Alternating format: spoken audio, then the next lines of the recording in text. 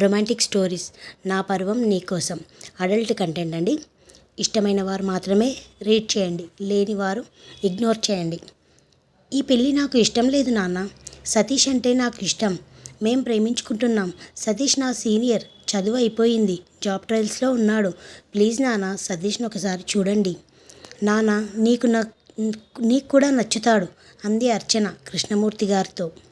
కృష్ణమూర్తి గారు, మీ అమ్మ చనిపోతూ నిన్ను నా చేతిలో పెట్టింది. ఇంకో పెళ్ళి చేసుకుంటే ఆ వచ్చే ఆవిడ నిన్ను ఎలా చూస్తుందో అని. అమ్మ నాన్న అన్నీ నేనే నిన్ను పెంచాను తల్లి. చందు మంచి అబ్బాయి.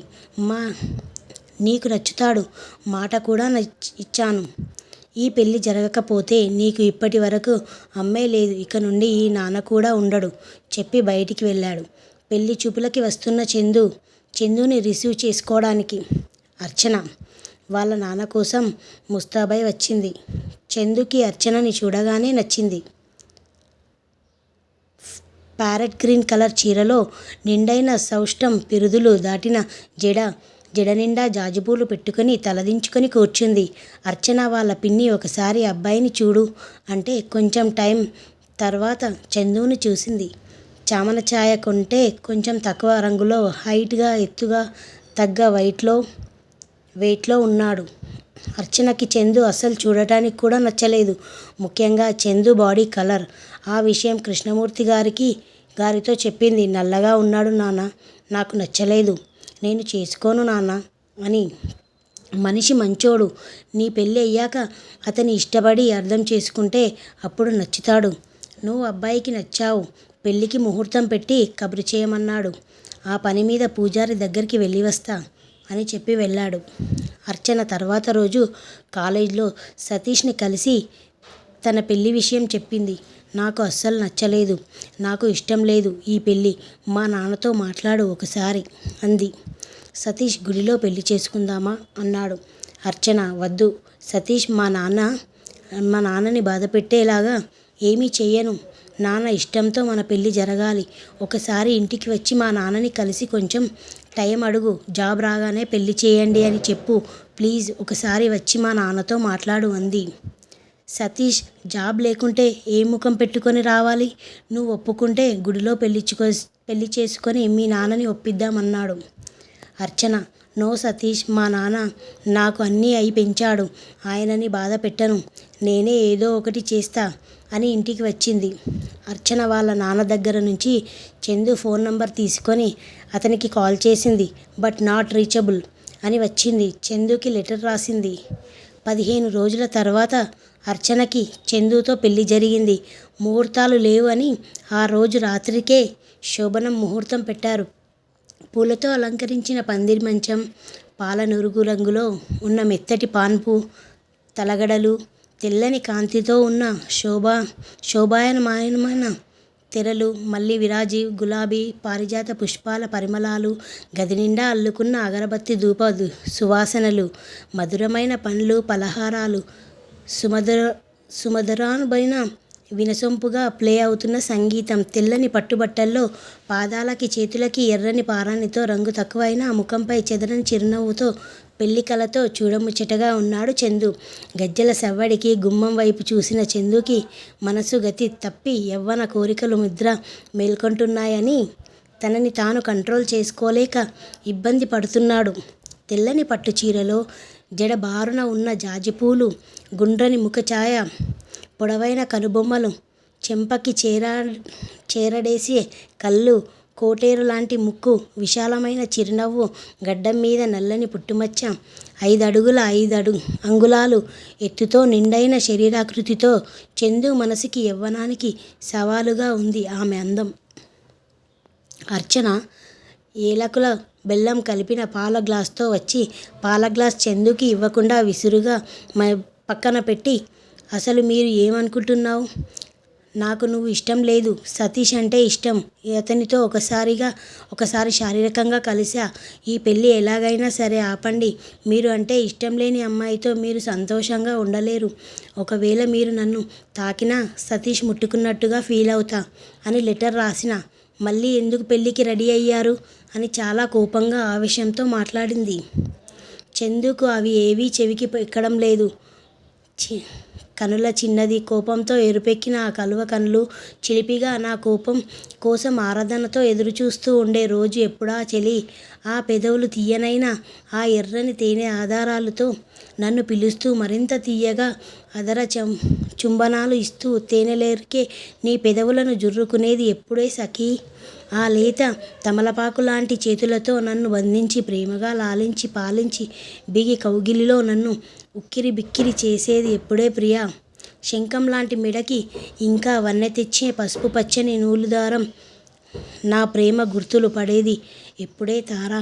నిండైన ఎద పొంగులు మీద ఉన్న మంగళ సూత్రాలు ఈ పొంగులు నా సొంతం అని గుర్తు చేస్తుంటే ఆ పొంగులను మర్దించి మచ్చిక చేసుకొని చుంబించి పాల పొంగుల నునుపును ఆస్వాదిస్తూ నీ ఎద పరువాలపై సేద తీరేది ఎప్పుడే నిచ్చెలి? ఎద పరువాలను మోయలేక బక్క చిక్కిన నాజుకైన నడుముకి ఉందా లేదా అనేలా ఉన్న నాభి అంత బరువులు మోస్తున్న ఆ నడుముకి నా హస్తములను మెల్లగా వేసి అదర చుంబనాలు బహుమతిగా ఇచ్చేది ఎప్పుడే మనోహరి? హో హో వయ్యారి వాలుజడ ఏమి కులుకుతూ హొయలు పలుకుతున్నావే నా ప్రియ సుందరి? జంగమ భాగాన్ని తాకుతూ నీకు మాత్రమే సొంతమని మురిసిపోతున్నావే? నీకు దీటుగా గుండ్రని పీఠభూములను నా సొంతం చేసుకునేది ఎప్పుడే మదన సుందరి? అర్చన ఏం చేస్తున్నావు అసలు? సిగ్గులేదా? ఇంకోసారి ప్రేమించి అతనితో పడుకున్నా అని చెప్పినా కూడా బుద్ధి లేకుండా పెళ్లి చేసుకున్నారు. అసలు నీ రంగు చూసుకున్నావా? నిన్ను ఎవరైనా ఇష్టపడి పెళ్లి చేసుకుంటారా? అసలు మా నాన్న అనాలి ఈ భూమి మీద ఇంకెవ్వరూ లేనట్టుగా మీరే చివరి మగాడు, ధీరుడు, వీరుడు, యుగ పురుషుడు అని నీతో పెళ్లి చేసి నా గొంతు కోశారు. లెటర్ చదివి కూడా ఎందుకు పెళ్ళికి ఒప్పుకున్నావు అంది. చందు లెటర్ చదివాను. నాతో కాకపోయినా ఇంకొకరితో అయినా నీ పెళ్ళి చేస్తారు మీ నాన్నగారు. అలా ఎంతమందికి చెప్తావు నువ్వు ఒకరిని ఇష్టపడి అతనితో పడుకున్నా అని? మీ నాన్న గురించి ఆలోచించావా? ఆయన పరువు పోతుంది. ఆయన పెంపకం ఇలాగా ఉంది అని తెలిసి మీ నాన్నగారు ఏమవుతారో నీకు అర్థమవుతుందా? అయినా నిన్ను పెళ్లి చేసుకుంది నీతో కాపురం చేసి పిల్లల్ని కనాలని కాదు. నీకు ఇష్టమైన వాడిని ఎక్కడ ఉన్నా తీసుకొని వచ్చి మీ ఇద్దరిని ఒకటి చేయాలి అనుకున్నాం అని చెప్పి దిండు దుప్పటి తీసుకొని మేడపైకి వెళ్ళి పడుకున్నాడు. అర్చన చందు మాటలు విని అతని మనస్తత్వం ఏంటో అర్థం చేసుకోవడానికి ప్రయత్నిస్తుంది. చందు 3 రోజుల తర్వాత అర్చనని అతని ఇంటికి తీసుకొని వెళ్ళాడు. సత్యవతి హారతి ఇచ్చింది. చిన్న వదిన అనుకుంటూ వచ్చాడు. మారుమూల పల్లెటూరు. పెద్ద ఇల్లు, వాకిలి, బయట పెరడు, మొత్తం పూల మొక్కలు, కొన్ని రకాల కాయకూరలు, పండ్ల మొక్కలు. ముచ్చటగా ఉంది ఇల్లు వాకిలి. ఒక వారం రోజులు సత్యవతి గారు ఇంటి పని మొత్తం చేసేవారు. అర్చనకి కొంచెం కొత్త బిడియం. చందు మీద కోపం కొంచెం తగ్గిన తర్వాత ఇంటి పనులు అన్నీ అర్చన చేసేది. నిదానంగా చందు పనులు కూడా చేయడం మొదలుపెట్టింది. స్నానానికి వేడి నీళ్లు పెట్టడం దగ్గర నుండి అన్నం వడ్డించడం, చందు బట్టలు ఉతికి ఐరన్ చేయడం అన్ని పనులు చేస్తూ సత్యవతి చిన్న చందుతో కలిసిపోయింది. కానీ చందుతో పడక మాత్రం దూరంగా ఉంది. చందు అర్చనని చూస్తూ పర్లేదు, తొందరగానే ఇంట్లో వాళ్ళతో కలిసిపోయింది అనుకొని, నీకెందుకు అర్చన, అమ్మ చేస్తుంది కదా అన్ని పనులు, నువ్వు పక్కన ఉండి తిని కూర్చో గెస్టులాగా. ఇప్పుడు నీ చేతి వంటకి అలవాటు పడితే రేపు నువ్వు సతీష్తో వెళ్ళిపోతావు. అప్పుడు మళ్ళీ మా అమ్మకి ఇబ్బంది అవుతుంది అన్నాడు చందు. అర్చన మీ మీద ప్రేమతో ఏమీ చేయడం లేదు. మీ సొమ్ము తిని ఖాళీగా కూర్చోవడం ఇష్టం లేదు. నేను సతీష్తో వెళ్ళే వరకు చేస్తాను అంది అర్చన. చందు సరే నీ ఇష్టం అన్నాడు. అర్చనకి చందు మాట తీరు నచ్చింది. ఒకరోజు సత్యవతి, అర్చన కలిసి పక్క ఊర్లో జరిగే సంతకి వెళ్ళారు. చుట్టుపక్కల ఊర్ల నుండి వారు పండించిన పంట, జంతువులు, ఇంకా వివిధ రకాల వస్తువులు అన్నీ తెచ్చి ఒక చోట పెట్టే అమ్మకం చేస్తుంటారు.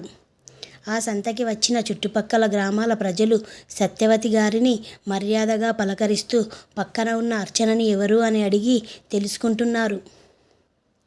చందుబాబు గారి భార్యనా? మీరు చాలా అదృష్టవంతులు. చందుబాబు గారికి భార్య అవ్వడం ఏ జన్మలోనో బాగా పుణ్యం చేసుకున్నారు. అందుకే మా చందుబాబుకి భార్య అయ్యారు.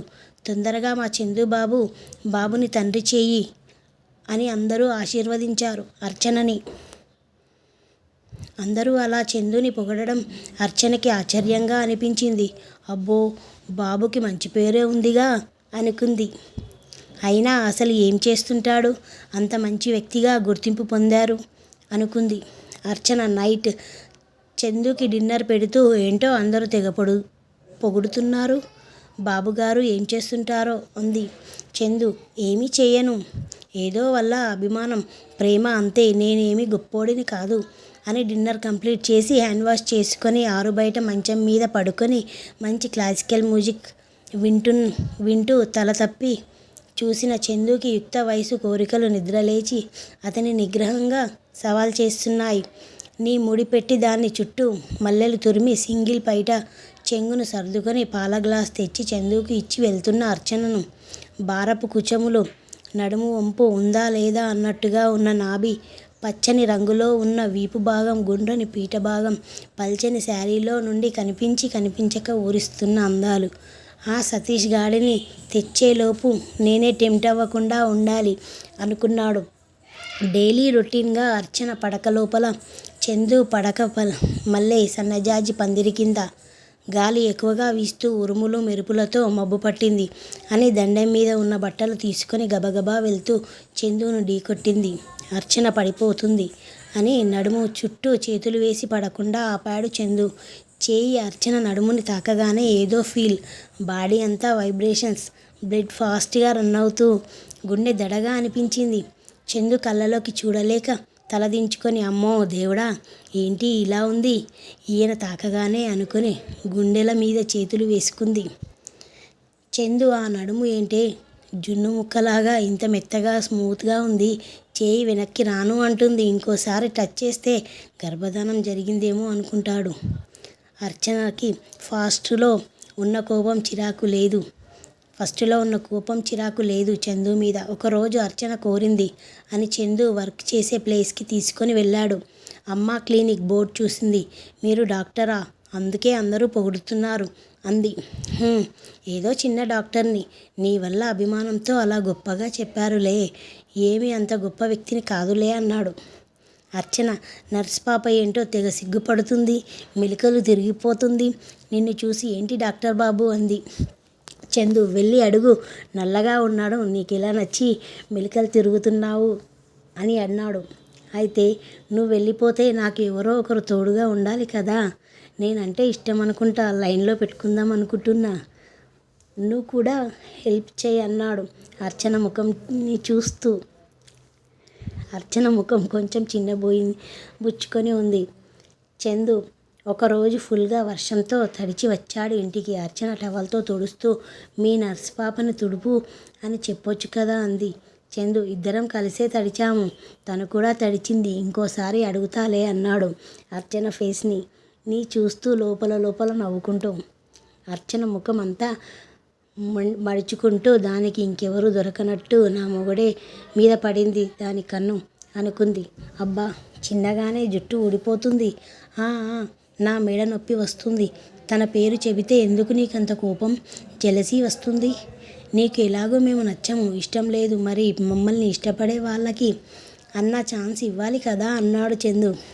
అర్చన, నాకేమీ జెలస్ లేదు, అయినా నాకెందుకు కోపం, మీ ఇష్టం, మధ్యలో నేనెవరిని అంది. చందు, హాస్పిటల్ వర్క్ మీద వెళ్ళి తడిచాము, ఎక్కువ ఊహించుకొని నరాలు చిట్లించుకోకు అన్నాడు. అర్చన చందుల తలని తుడుస్తుంటే చందు వెచ్చటి ఊపిరి అర్చన పొట్టకి తాకి వెచ్చటి ఆవిర్లు వస్తున్నాయి. చందుకి బాగా దగ్గరగా ఉన్న అర్చన పైట కొంచెం పక్కకి జరగడంతో ఎడమవైపు కుచద్వారం, సన్నని నడుము, ఉదర భాగం చూసి లోపల గిలిగిలిగా తేడాగా ఏదో తెలియని కోరికతో యవ్వనం ఉరకలు వేస్తోంది. అర్చన షర్టు బనియన్ తీస్తే కొంచెం చలి తగ్గిద్ది అంది. చందు ఇప్పుడే లోపల తేడాగా ఉంది అనుకొని, ఓ షర్ట్ తీస్తే ఈ కర్రివాడిని ఏం చూస్తావే, అంత ముచ్చట పడుతున్నావు, డ్రెస్ ఉంటేనే దూరంగా ఉంటున్నావు, అది కూడా విప్పేస్తే భయపడతావేమో చూసుకో అన్నాడు.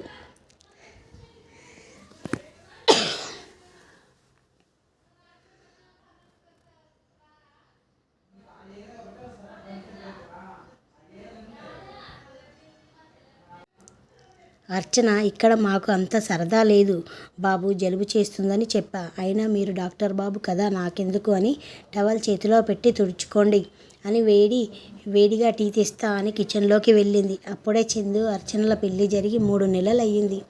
అర్చన తనకి తెలియకుండానే చందుకి కొంచెం దగ్గరవుతుంది. చందు అబ్జర్వ్ చేస్తూనే ఉన్నాడు. చందు బెస్ట్ డాక్టర్గా రాష్ట్రపతి చేతుల మీదుగా అవార్డు అందుకున్నాడు.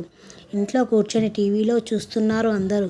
అర్చన సంతోషంతో చందుకి కాల్ చేసి విషెస్ చెప్పి, మీరు ఇంటికి వస్తే నీకు ఒకటి చెప్పినా, నా తరపున ఒక గిఫ్ట్ ఉంది డియర్ డాక్టర్ బాబు, సర్ప్రైజ్, మీకోసం ఎదురు చూస్తూ ఉంటాను అంది. చందు థ్యాంక్ యూ అని చెప్పి, నీకు ఎంతో ఇష్టమైన ఒకటి తెస్తున్నా, నీకు కూడా సర్ప్రైజ్ ఉంది అన్నాడు.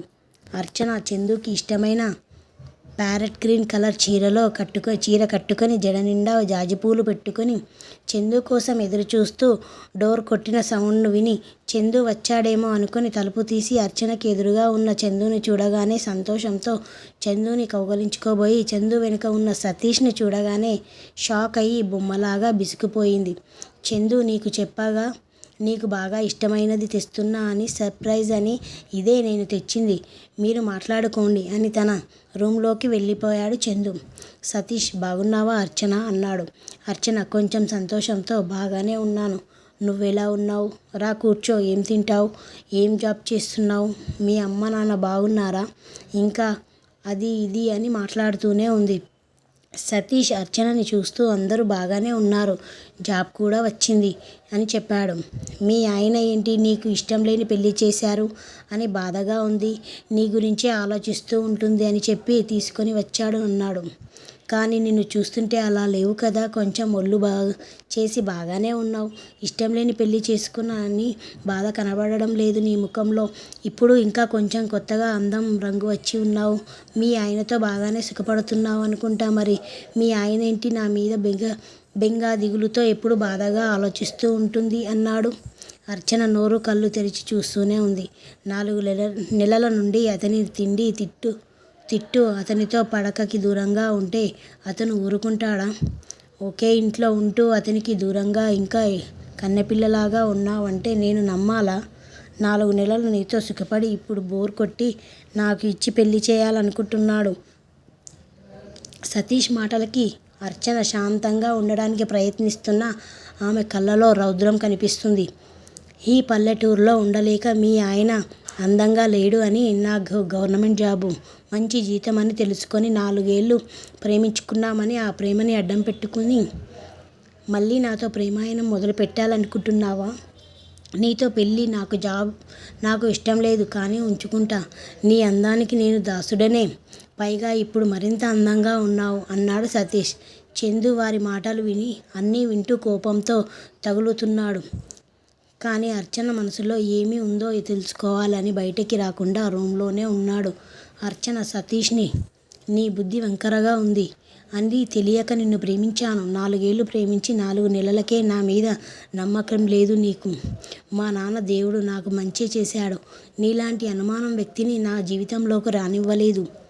నిన్ను ప్రేమించి నీతో పడుకున్నా అని చెప్పినా కూడా ఇష్టపడి నా శరీరం వద్దు, ప్రేమని పంచే మనసు కావాలి, అన్ని బంధాలు కావాలి అని నాకు తాళి కట్టాడు. అతనికి నీకు చాలా తేడా ఉంది. ఆర్ఫన్లో ఉంటూ స్కాలర్షిప్ మీద చదువుకొని గోల్డ్ మెడల్ తెచ్చుకొని పెద్ద హాస్పిటల్స్లో ఆఫర్ వచ్చినా వద్దు అనుకొని ఈ పల్లెటూరులో పేదవారికి ఉచితంగా వైద్యం చేస్తున్నారు. ఆయనకి నీకు పోలిక అస్సలు లేదు. ఆయన అనాథ. రోడ్డు ప్రమాదంలో కుటుంబాన్ని పోగొట్టుకున్న సత్యవతి గారిని అమ్మలాగా దత్తత తీసుకున్నారు. నా అన్నవాళ్ళు లేక ఆయన పడిన బాధ ఇంకొకరు పడుతుంటే చూడలేక చిన్నాకి అన్నగా మారి తమ్ముడిగా పెంచుతూ మంచి చదువులు చదివిస్తున్నారు. ఆయనకి నీకు నక్కకి నాగలోకానికి ఉన్న తేడా ఉంది. అయినా నా భర్త గురించి తెలుసుకునే అర్హత నీకు లేదు. మర్యాదగా ఇక్కడి నుండి వెళ్ళిపో, పద్ధతిగా ఉంటుంది. ఇంకోసారి ఇటువైపు రాకు. ఇకపోతే నా చేతికి పని చెప్పాల్సింది వస్తుంది అని సతీష్ వెళ్ళగానే డోర్ క్లోజ్ చేసి చందు ఉన్న రూమ్ డోర్ కొట్టింది. రూమ్లో నుండి అన్నీ వింటున్న చందుకి లోపల చాలా హ్యాపీగా ఉంది. బాబోయ్, ఇది ఇప్పుడు ఆ సతీష్ గాడి మీద కోపం నా మీద చూపిస్తుందేమో అనుకుంటూ నెమ్మదిగా డోర్ ఓపెన్ చేసి ఏం చేయనట్లుగా సతీష్తో మాట్లాడావా? అతనికి ఏదైనా పెట్టు. ఎక్కడ ఉన్నారు అతను అని అడిగాడు. అర్చన కళ్ళలో కోపం స్పష్టంగా కనిపిస్తుంది. ఆ కళ్ళు ముఖం చూస్తూ దేవిగారు ఎందుకో తేడాగా ఉన్నారు, ఏమైంది దేవిగారు అన్నాడు లోపల ఫుల్ హ్యాపీగా ఉండి టీజింగ్గా. అర్చన, మన పెళ్ళి అయిన కొత్తలో చెప్పా వాడి గురించి. మళ్ళీ ఎప్పుడైనా వాడి గురించి నేను అడిగానా? లేదు కదా. సర్ప్రైజ్ గిఫ్ట్ వాడు అని చెబితే వద్దు అంటాను కదా. చందు షర్ట్ కాలర్ పట్టుకొని దగ్గరికి లాగి, ఏరా నా మనసులో ఏముందో అర్థం కావడం లేదా?